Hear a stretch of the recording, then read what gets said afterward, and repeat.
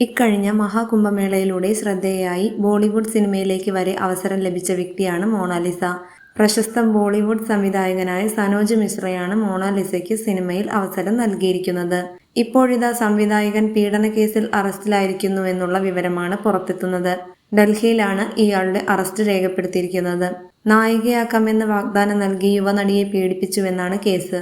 TikTok, Instagram വഴി 2020-ലാണ് സംവിധായകനെ പരിചയപ്പെടുന്നതെന്നാണ് നടി പറയുന്നത്.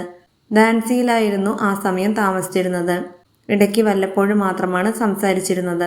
എന്നാൽ 2021 ജൂൺ 17-ന് തന്നെ മിശ്ര വിളിക്കുകയും ഝാൻസിയിലെ റെയിൽവേ സ്റ്റേഷനിലുണ്ടെന്ന് പറയുകയും ചെയ്തു.